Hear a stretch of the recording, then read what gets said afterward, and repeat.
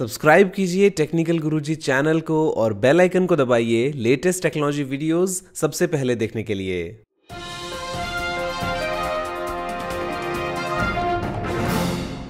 नमस्कार दोस्तों, मैं गौरव आपका बहुत बहुत स्वागत करता हूं टेक टॉक्स के फ्रेश एपिसोड में और लेके आए हूं आपके लिए बहुत ही कमाल की टेक न्यूज। तो चलिए शुरू करते हैं।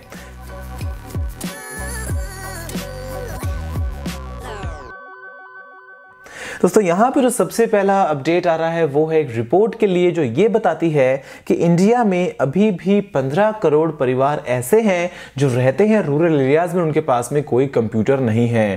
दोस्तों इसका मतलब ये हुआ कि उन परिवार में रहने वाले जो लोग हैं उनको भी डिजिटली जो है वो लिटरेसी नहीं प्राप्त है। तो ऐसे में वो ठीक से शायद कंप्यूटर्स को ऑपरेट नहीं करना जानते, मोबाइल फोन को यूज करना नहीं जानते। तो अगर हम बात करते हैं आगे चल के डिजिटल इंडिया की, या किस तरीके से हम आगे चल के हर एक चीज के अंदर टेक्नोलॉजी को इंटीग्रेट करने वाले हैं, तो उसके चलते उनको भी सिखाना जरूरी होगा और ये बहुत ही मुश्किल काम होगा। लेकिन फिर अगर मैं आपसे बात करता हूं, मान लीजिए ऐसी योजनाओं की जहां पे गांव-गांव तक जो है वो इंटरनेट पहुंच रहा है, धीरे-धीरे जो है वो कंप्यूटर की ट्रेनिंग दी जा रही है, तो एक अच्छी चीज है। आई होप कि आगे हम इस नंबर को कम करेंगे। लेकिन फिलहाल की जो अपडेट है वो यही है कि रूरल एरियाज में सिर्फ 6% ऐसे परिवार हैं जिनके पास में कोई कंप्यूटर है।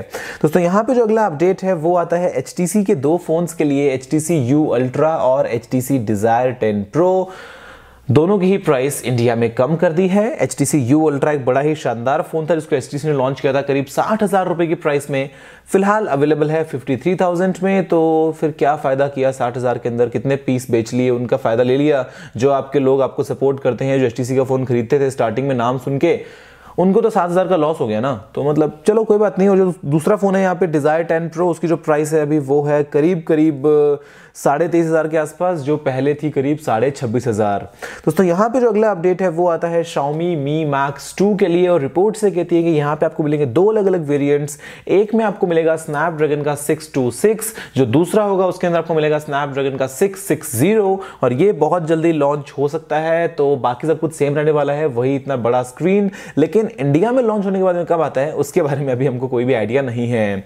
दोस्तों अगली रिपोर्ट यहाँ पे आ रही है वो है iOS 11 के लिए और रिपोर्ट्स ये कहती हैं, यहाँ पे जो लीक सामने आए हैं कुछ देखते हुए कि जो बीटाज में किस तरीके से जो है वो एप्पल परफॉर्म कर रहा है, मतलब ये निकल के आता है कि शायद जो 32 बिट्स की एप्स को लेकर सपोर्ट है वो जाने वाला है। इसका मतलब ये कि अगर कोई ऐप 64 बिट की है तो ही वो चलेगी, वरना डेवलपर को अपग्रेड करना पड़ेगा उस ऐप को। तो ये हालांकि एप्पल जो है वो बहुत ही पिछले काफी लंबे समय से कर रहा है 64 बिट का सपोर्ट, क्योंकि प्रोसेसर जो है वो 64 बिट के हैं, ओएस जो है वो 64 बिट को सपोर्ट करता है। लेकिन फिर भी कुछ डेवलपर्स ऐसे हैं जो अपनी एप्स को शायद अपडेट नहीं कर रहे, तो उनको करना पड़ेगा iOS 11 आने के बाद में।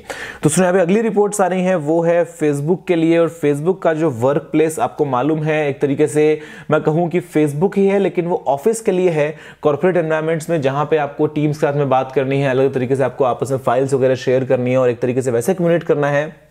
उसके लिए फेसबुक का जो ऑप्शन है वो हालांकि एक पेड चीज है, लेकिन इसका एक फ्री वर्जन भी आने वाला है। और जो इनका टीम कोलैबोरेशन टूल वर्कप्लेस है वो काफी इंटरेस्टिंग चीज है, काफी जगहों पे काफी काम भी आता है, लेकिन क्योंकि पेड है इसलिए शायद ज्यादा लोग उसको यूज नहीं करते हैं। तो फेसबुक अभी ऑफर करने वाला है एक फ्री वर्जन जिसके जरिए आप उसका टेस्ट थोड़ा सा ले पाएंगे।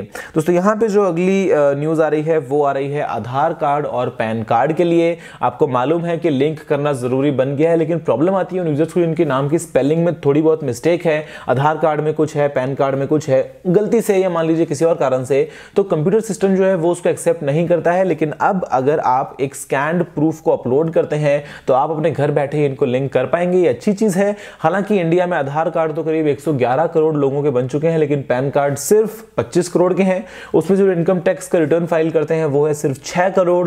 तो ऐसे में हमें जरूरत है सारी तरीके से डिजिटली सब चीजों को आपस में कनेक्ट करने की, जिससे कोई भी लूप होल ना रहे सिस्टम में और अच्छे से प्रॉपर्ली सभी काम हो पाए। दोस्तों यहाँ पे जो अगली रिपोर्ट्स हैं वो आ रही हैं नासा की तरफ से और नासा ये कहता है कि मिड अप्रैल में एक बहुत बड़ा एस्टेरॉयड है वो धरती के बहुत पास से निकलेगा।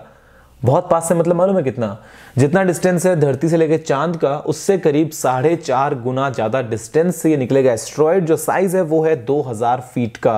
दोस्तों यहाँ पे इससे पहले एक बार हुआ था 2004 में, जब करीब 3.1 माइल साइज का एक एस्टेरॉयड जो निकला था धरती के करीब मून के डिस्टेंस के 4 गुना करीब डिस्टेंस से। तो यहाँ पे हालांकि इससे हमें खतरा नहीं है, बिल्कुल एकदम सेफ चीज, लेकिन फिर भी मॉनिटर करते रहते हैं हम, और बहुत सारे छोटे एस्टेरॉयड्स तो निकलते रहते हैं। लेकिन इस तरह के जो इंस्टेंसेस हैं वो कभी कभी आते हैं, आगे चल के 2027 में दोबारा आएगा, तो अच्छी चीज़ है। नासा हो चाहे इसरो हो, हम स्पेस जो एक्सप्लोरेशन एजेंसीज हैं वो ऐसे ही काम करती रहती है और बताती रहती हैं कि क्या क्या अपडेट्स आ रहे हैं चारों तरफ से, चांद कहाँ, सूरज कहाँ, हम कहाँ, मंगल कहाँ और सारी दुनिया कैसे गोल गोल घूम रही है। तो यहाँ पे जो अगला अपडेट है वो आता है एयरटेल, वोडाफोन और आइडिया के लिए। रिपोर्ट से कहती हैं कि 2016 का जो लास्ट क्वार्टर था, यानी कि अक्टूबर, नवंबर, दिसंबर 2016, ये वो टाइम था जब सबसे ज्यादा बिलिंग कंप्लेंट्स आई इन तीनों ही ब्रांड्स के खिलाफ। मतलब जो है पंगा चल रहा था कि भाई जो है वो बिल बढ़ के आ रहे हैं, या यूज कुछ किया बिल कुछ आ गया। आप मुझे बताइए कि क्या आपके साथ में कभी ऐसा हुआ है कि आपने अपने फोन का प्लान कुछ ले रखा हो, आपको बिल कुछ आ गया हो, बाद में आपने कोई कंप्लेंट करी हो? क्योंकि आइडिया, एयरटेल, वोडाफोन के अगेंस्ट तो कंप्लेंट्स बहुत आई हैं, क्या पता आप उनमें से एक हो और आपने भी कभी कही हो कंप्लेंट और बाद में शायद उसको रिजॉल्व भी कर दिया गया हो। तो यहाँ पे जो अगला अपडेट है वो आता है BSNL ब्रॉडबैंड के एक नए प्लान के लिए, जहां पे आप पूरे महीने में 300 GB डेटा को यूज कर पाएंगे 10 GB पर डे के हिसाब से, और जो प्लान की प्राइस है वो है 249। जो नाम है प्लान का वो है BB अनलिमिटेड 249। यहां पे जो शुरुआत के 10 GB की स्पीड होने वाली है वो है 2 मेगाबिट्स पर सेकंड तक, उसके बाद में घट के हो जाएगी 1 मेगाबिट्स पर सेकंड। रात को 9 से लेकर सुबह 7 बजे तक आप जिस चाहें उस नंबर पर अनलिमिटेड कॉल्स कर पाएंगे। ऑप्शन तो अच्छा है, लेकिन यार थोड़े बहुत अगर आप और पैसे मिला लोगे और अगर आपके आसपास लोकेलिटी में कोई थर्ड पार्टी वेंडर है तो आप उस ISP से टाई अप कर सकते हो, आपको शायद बेहतर प्लान मिल जाए। लेकिन फिर भी अगर आपको बहुत ही कम पैसे देने हैं तो ऐसे में 250 रुपए के अंदर 300 GB डेटा तो काफी अच्छी चीज है। जियो का 10 गुना हो गया है, लेकिन फिर ये लैंडलाइन फोन है, आप कहां लेके घूमोगे, जियो तो मोबाइल है ना। दोस्तों यहाँ पे जो अगला अपडेट है वो जियो के लिए ही आ रहा है, और जो अपडेट है वो ये कहता है कि जियो जो है वो और नए प्लान्स लेके आने वाला है, काफी सारे और एक्साइटिंग ऑफर्स भी आने वाले हैं। लेकिन ट्रस्ट मी, मुझे अब पता है कैसा लग रहा है कि जियो जो है ना एकदम कंफ्यूजिंग हो गया है। कंफ्यूजिंग का मतलब ये कि भाई समझ नहीं आ रहा कि भाई अभी रिचार्ज करेंगे तो क्या है क्या नहीं है, कब प्लान एक्टिव है कब नहीं एक्टिव है। और ऐसे में मतलब होता क्या है कि यूजर्स भी क्लियर नहीं हो पाते हैं कि भाई अगर अपने अभी एक रिचार्ज कर लिया, क्या पता हम एक हफ्ता वेट करें हमें कुछ और अच्छा मिल जाए, क्या पता उसके एक हफ्ते के बाद में कुछ और अच्छा आ जाए। मतलब अभी तक बिना कुछ क्लियर नहीं है और स्ट्रिक्टली किसी भी चीज को अभी तक एकदम ठीक से फॉलो नहीं किया गया है। मतलब वो लोग जिन्होंने रिचार्ज करवा लिया उनका फिर बाद में लॉस होगा या नहीं होगा, मतलब ये चीजें शायद क्लियर करने की जरूरत है। और अभी ऐसा होना चाहिए कि बस आज के बाद जो है वो यही है। उसमें अगर फिर बहुत सारा कंफ्यूज होता है तो शायद जो यूजर्स हैं वो इतने अच्छे से इस चीज को पसंद नहीं करेंगे। ये मेरा ओपिनियन है, आप क्या सोचते हैं इसके बारे में आप मुझे बताइए नीचे कमेंट्स में। दोस्तों यहाँ पे जो अगला अपडेट है वो आता है गूगल की तरफ से, और गूगल ने 880 मिलियन डॉलर्स दोस्तों यहाँ पे ऑफर किए हैं LG डिस्प्ले को बेसिकली एज इन्वेस्टमेंट, कि वो दोस्तों प्लान करता है कि LG जो है वो बनाएगा OLED स्क्रीन्स, और ये होंगे फ्लेक्सिबल OLED डिस्प्लेज। यानी कि जो अपकमिंग गूगल पिक्सल 2 और पिक्सल 2 XL वगैरह होने वाले हैं उसके लिए जो है वो LG डिस्प्लेज प्रोवाइड करेगा। और यहाँ पे गूगल ने एज इन्वेस्टमेंट ऑफर किया है 880 मिलियन डॉलर्स का। देखते हैं कि LG डिस्प्लेज जो है वो क्या कमाल करता है। हालांकि बहुत ही पॉपुलर है अपने स्क्रीन के मामले में, सैमसंग को करते तो फिर बैटरी का शायद कुछ पंगा हो जाता। दोस्तों यहाँ पे जो अगला अपडेट है वो आता है UIDAI की तरफ से, यानी कि unique identification authority of India की तरफ से। और यहाँ पे दोस्तों करीब 1000 ऑपरेटर्स को क्रैकडाउन किया गया है और 20 के अगेंस्ट FIR भी की गई है, जहां पे आधार कार्ड को लेके किसी भी तरह की मैल प्रैक्टिस चल रही थी, चाहे उसके बनवाने के लिए पैसे लिए जा रहे हो, चाहे किसी और तरीके से दोस्तों यहाँ पे लोगों को है वो ठगा जा रहा हो। तो यहाँ पे UIDAI ने जो है वो 1000 लोगों के अगेंस्ट बेसिकली इसको क्रैकडाउन किया है। 20 के अगेंस्ट FIR भी हो चुकी है, कुछ फाइन वाइन को देना पड़ेगा। आपका आधार कार्ड बन चुका है या नहीं आप मुझे बताइए नीचे कमेंट्स में। मेरा तो हालांकि अभी तक आधार कार्ड नहीं बना है, मुझे बनवाना है। मौका नहीं मिलता जाने का, जहां पे परमानेंट एड्रेस है, तो जाऊंगा तो जरूर बनवाऊंगा आधार कार्ड, क्योंकि मुझे भी लिंक करना पड़ेगा अपने पैन कार्ड के साथ में।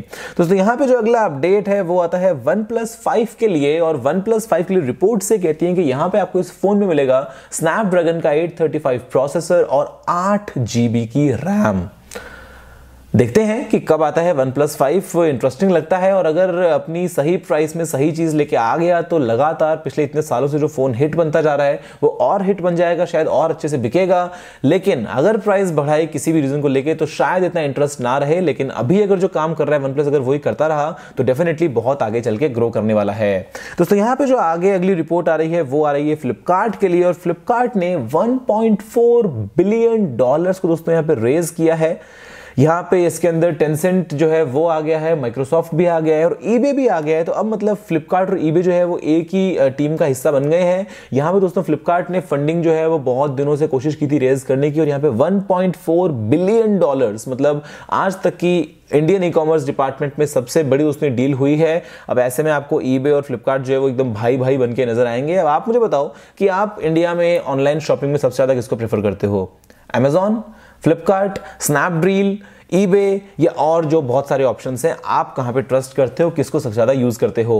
दोस्तों फिलहाल के लिए टेक टॉक्स के इस एपिसोड में इतना ही। मुझे उम्मीद है कि आपको वीडियो पसंद आया होगा। अगर आपका कोई सवाल या सुझाव हो तो आप नीचे कमेंट करना मत भूलिए। अगर आपने लाइक या शेयर नहीं किया है तो लाइक कर दीजिए और शेयर भी कर दीजिए और चैनल को सब्सक्राइब करना बिल्कुल ही मत भूलिएगा, क्योंकि मैं आपके लिए रोजाना ऐसे ही वीडियोस लेके आता रहता हूं। फिलहाल के लिए इतना ही दोस्तों, जय हिंद, वंदे मातरम।